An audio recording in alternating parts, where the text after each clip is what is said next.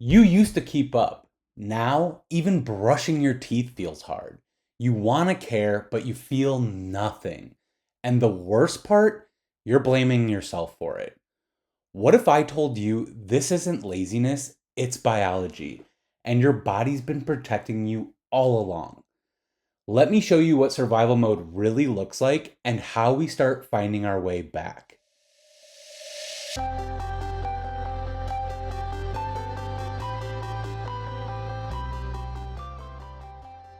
All right, let's talk about something that I see every single week in my patients, in my DMs, heck, even in myself.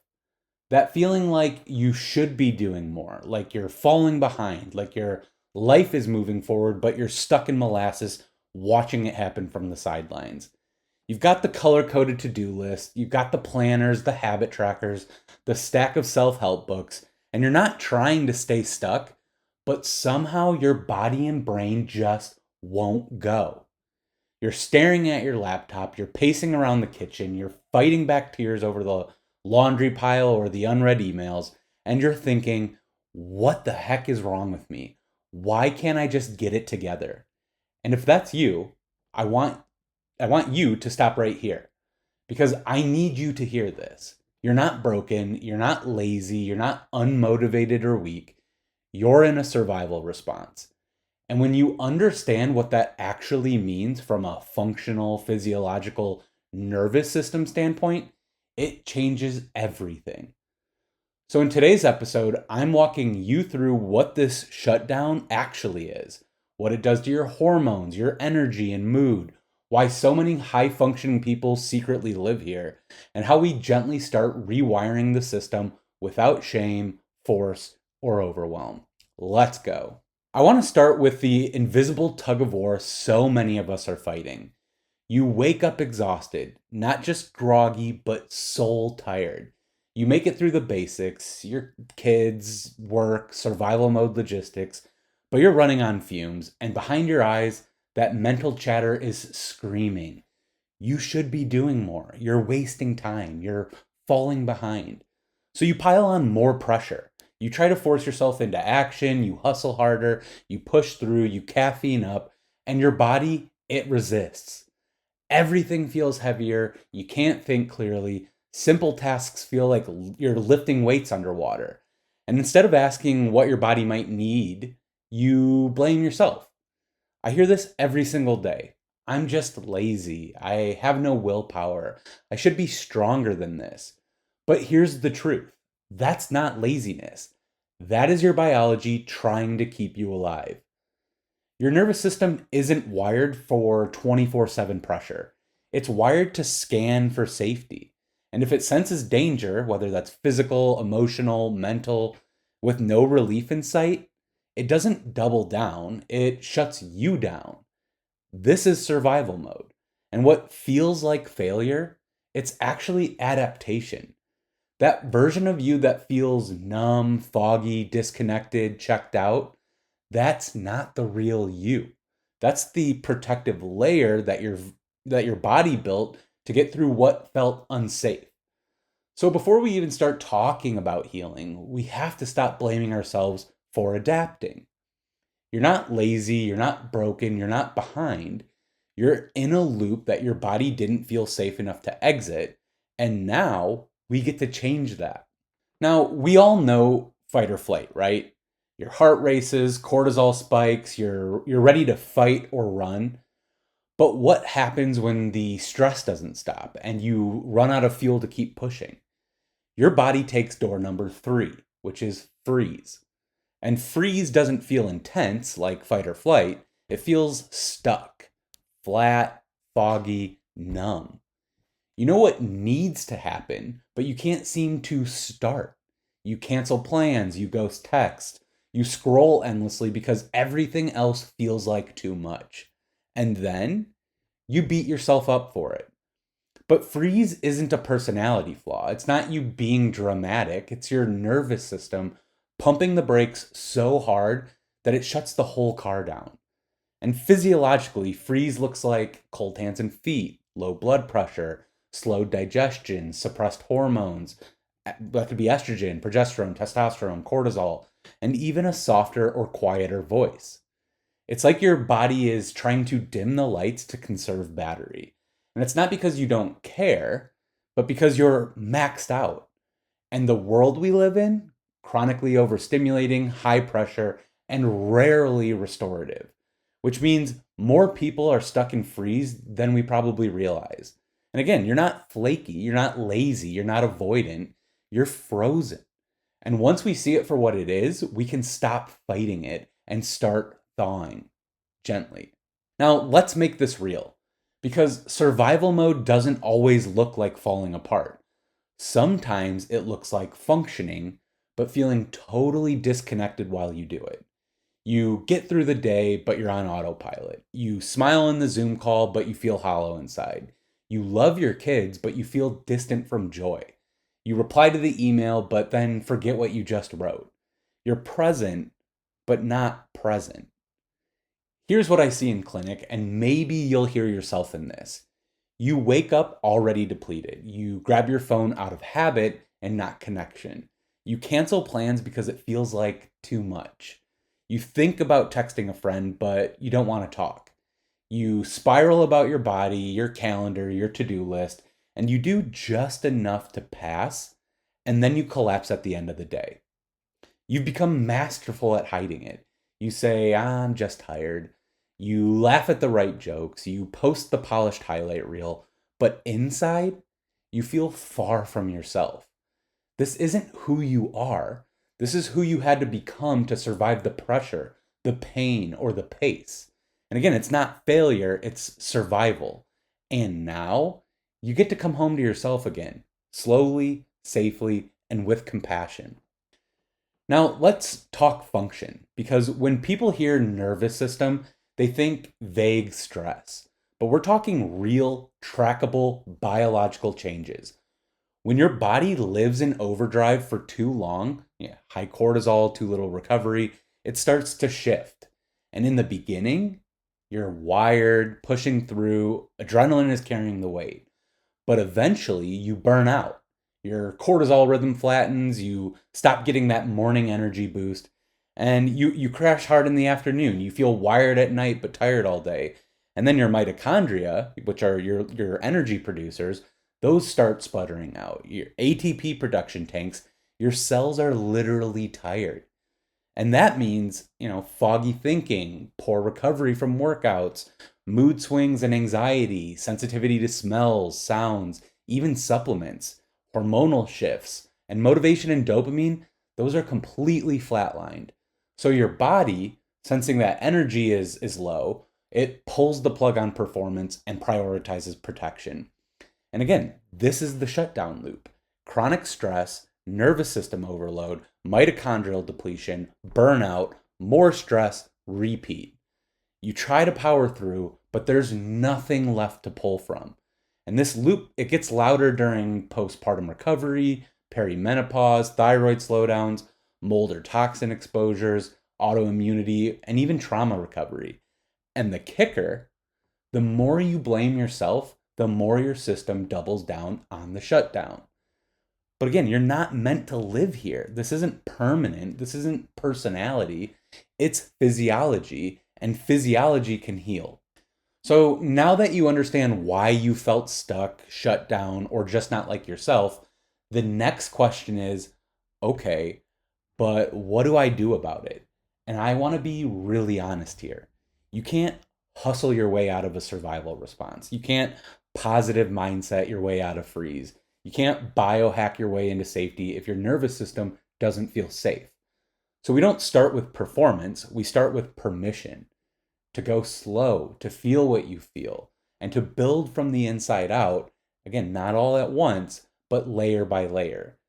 Let me walk you through 5 ways that I help my patients do that. Again, not as a checklist, but like little doorways back to their own capacity. Number 1, regulate before you motivate. If you've been beating yourself up for not doing enough lately, I want you to pause right here. Because if your body is stuck in freeze mode, motivation doesn't just feel hard, it feels impossible. And it's not because you're lazy, but it's because your biology hit the brakes on purpose. It's saying, there's too much. I can't keep pushing. I need to protect you. And when you try to override that with caffeine, to-do lists, or pressure, your body hears that as more threat. So again, we don't push, we regulate. We give the system small cues of safety, a deep exhale, warm sunlight on your face, grounding music, a 20-second hug with someone you love, and lying on the floor with your hand on your heart. And I know these sound so simple, but simple is what your nervous system understands best. You don't need a morning routine with 12 steps. You just need rhythm, because rhythm heals and pressure doesn't. Number 2, fuel the system. Let's talk about your battery. Because if your system is undernourished, if you're undereating, skipping protein, living on caffeine, your body knows. And it shifts into conservation mode. And that can look like lower cortisol, sluggish thyroid, flatlined hormones, low mitochondrial energy, which means fatigue, fog, and reactivity. So when I say fuel the system, I'm not talking about being perfect. I'm talking about safety. Safety through nourishment, eating food, especially protein early in the day, minerals and hydration, and gentle foundational support like magnesium, B vitamins, or adaptogenic herbs if tolerated. You're not telling your body to perform, you're telling it, we're not starving, you can stop bracing, it's safe to come back online. And please hear this, scrolling is not rest. Your brain thinks it's taking a break, but it's actually burning through dopamine. True rest is stillness. It's closing your eyes, doing nothing on purpose. That's when your battery starts recharging. Food is safety, rest is restoration. Start there. Number 3, micro wins. I know this pattern so well. You want to do something, anything, but even thinking about what you should do feels like too much. That's not you being lazy. That's your prefrontal cortex going offline. It's the part of your brain that plans, focuses, and motivates. And when you're in freeze, it gets quiet. So we lower the bar on purpose. And instead of cleaning the whole kitchen, you open the blinds, you drink a glass of water, breathe before opening your laptop, walk to the mailbox, respond to one text. These small moments send a huge message to your brain. We're not stuck, we're doing something, and we're capable. And that little dopamine hit creates momentum, and momentum rebuilds trust. You're not lazy, you're cautious, and micro wins are how we show your system that it's safe to move again. Number 4, create safety through consistency. When life feels chaotic or unpredictable, your nervous system doesn't relax. It braces. It stays on alert. What's coming next? What do I need to prepare for? And that kind of hypervigilance is exhausting. So we start offering predictable cues of safety. Things like morning sunlight, a warm drink to start your day, a 5-minute walk after lunch, one screen-free meal, a simple bedtime wind down, even just brushing your teeth, dimming the lights, and a calming song. Again, these aren't trends, they're rituals that signal to your system, we're okay, we're not in danger, we don't have to brace anymore. And the more consistently you do these, the more your body starts to believe it. And this is how we build stability from the inside out. Number 5, compassion over shame. This one matters most. Because if you're constantly beating yourself up, why can't I just do this? I should be further along by now. Your body hears that as a threat. Shame triggers cortisol. It shuts down oxytocin. It tightens that freeze response. So instead of helping, it keeps you stuck. But when you shift that voice even a little and say, this is hard and I'm still here, something opens. Oxytocin rises. Nervous system tone softens. And healing becomes possible. It's not fluffy, it's biological. Compassion is how your system starts to feel safe again. Because true resilience, it's not built through force, it's built through safety, consistency, and care. Final word on all of this, each of these steps, it touches a different layer of your healing process. They're not boxes to check off, they're invitations to move, to nourish, to rest, to breathe, to try again.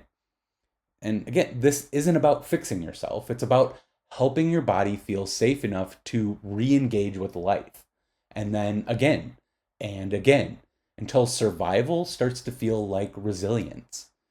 You're not broken, you're not behind, you're adaptive. And that's exactly where healing begins. All right, let's take a breath before we dive into this next part. Because if your nervous system is already running on empty, and now I start rattling off names of supplements and nutrients and protocols, you're going to shut down. And that's the exact opposite of what I want. So here's the truth up front: you don't need to do everything. You don't need to order a drawer full of bottles. You don't need to memorize biochemistry. What you need to know is this: there are gentle ways to support your body back to safety. And some of those might come in the form of supplements. Again, not as a magic fix, but as scaffolding, as nudges that say, you're allowed to feel a little better now. If your body's been in survival mode, it's not just tired, it's cautious. And anything new, even a helpful supplement, can feel like a threat if you're depleted. So again, we don't blast the system, we whisper to it. We start with things that help the body exhale. Things like magnesium glycinate. This one's probably my number one go-to. If you're anxious, can't sleep, feel tense, or just stuck, this is like handing your body a weighted blanket. L-theanine. This one's gentle, calming, helps with that buzzy, overstimulated brain that won't quiet down. Phosphatidylserine. If your thoughts race at night and you feel wired when you want to be winding down, this one can help soften that cortisol spike. And sometimes ashwagandha, but only when it's the right fit. Not everyone tolerates adaptogens early on, and that's okay. This is where I start when someone says, I feel like I'm buzzing and frozen at the same time. Again, we're not sedating, we're creating micro safety. Now, let's say you've started to feel a little calmer, even just 5%. This is when we can think about adding energy back into the system. Not caffeine, not pushing harder, but cellular energy, mitochondrial support, dopamine building, nervous system nourishment. Things like a methylated B complex, especially helpful for mood, fatigue, motivation, and cognitive clarity. CoQ10 or ubiquinol. This is fuel for your mitochondria, which are the engines behind your energy. It's especially important if your fatigue feels heavy and hard to shake. And omega-3s. These are not just for inflammation, but for focus, mood stability, and gently calming the brain. And I always remind my patients, you're not stacking, you're sequencing. Start slow, maybe half a dose, see how it feels. Again, you're not trying to rush healing, you're inviting it in. And then there's the foundational stuff that we almost all need. These are the nutrients I see running low all the time, especially in postpartum, perimenopause, chronic stress, inflammation, or even autoimmune patterns. But again, I don't throw all of these at someone on day one. We choose what feels most relevant, most tolerable, most supportive. Think vitamin D. It's not just for bones. It helps regulate mood, your immune system, and inflammation. B12 and folate for energy, nerve repair, methylation, and brain fog. Iron or ferritin, especially if you're bleeding, you're tired, dizzy, or losing hair. Zinc for healing, hormone balance, and immune resilience. And electrolytes and minerals. If you're drinking water but you still feel dehydrated or lightheaded or you're craving salt, this might be why. And last, magnesium. Again, still the champ. But the big picture, you don't need the whole cabinet. You need just a few pieces that your body can receive right now without overwhelming. And that's enough. Pause here if you need to, breathe, let it settle. This isn't homework, it's a toolbox. Pick one thing, maybe magnesium, or maybe just a better breakfast tomorrow. That is forward momentum. All right, I get this question a lot. How do I know if I'm depleted or inflamed or shut down hormonally? Labs can help.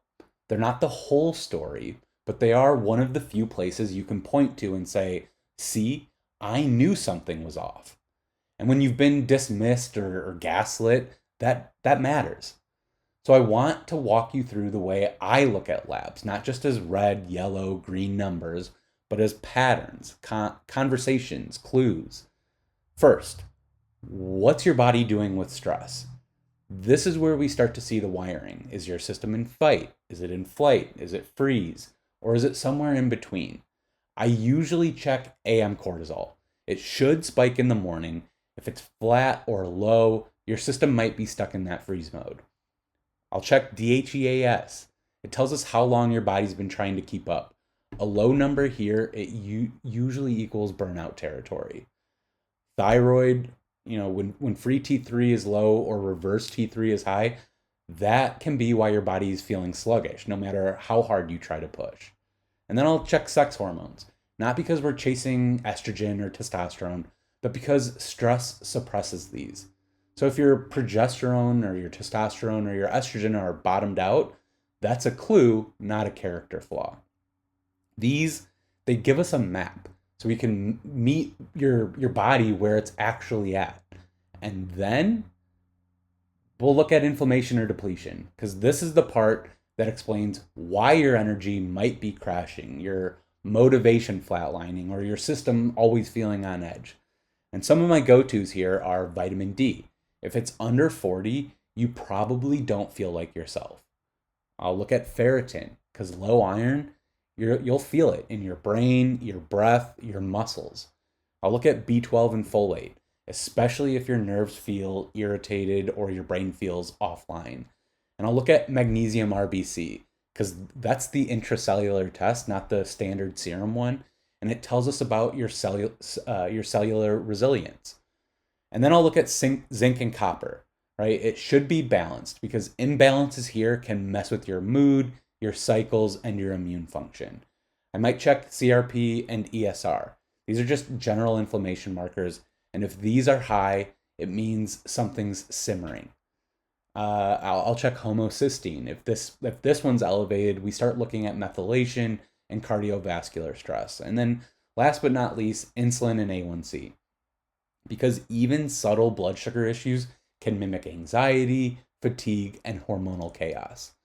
Again, you don't need to run everything, even a small panel, an AM cortisol, free T3, ferritin, vitamin D, and B12.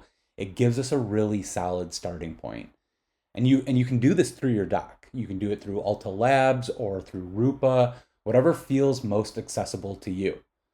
The point isn't to obsess over the numbers, it's to listen differently. Final reminder, again, you're not looking for perfection. You're looking for a reason that you've felt this way for so long, and then we're looking for a path out. And labs can be a part of that path. But again, they don't replace your own knowing, they just validate it. So that fog, that fatigue, that freeze, it's not the end of your story. It's a signal. Your nervous system saying, we can't keep doing it this way. When you finally stop blaming the signal, when you stop calling it laziness or failure, and start responding with curiosity, care, and consistent support, that's where real healing begins. You're not broken, you're not behind, you're not lazy, you're adaptive. And now you get to move from survival into resilience. And if you want a little help starting that process, I made something for you. It's called the Survival Mode Reset. It's a short guide to help you begin gently rewiring your system safely, sustainably, and without shame. Just DM me the word reset over on Instagram at Dr. Nate Fulton, and I'll send it straight to your DMs, or you can grab it right from the show notes. And until next time, just remember, you're not falling behind. You're finding your way back to safety. You don't need more willpower. You need more nourishment. And your freeze isn't failure. It's a flag. And now you get to respond differently. You're not lazy. You're adaptive. And you're already healing, even if it feels slow. All right. Before you head out, thank you so much for spending this time with me. If you're learning from this podcast or it's helping you understand your body a little bit better, there are a couple really simple, zero-cost ways that you can support the show, and they honestly make a huge difference. First, if you're watching on YouTube, make sure you subscribe to the channel. That's one of the best ways to help this podcast grow and reach more people who need this information.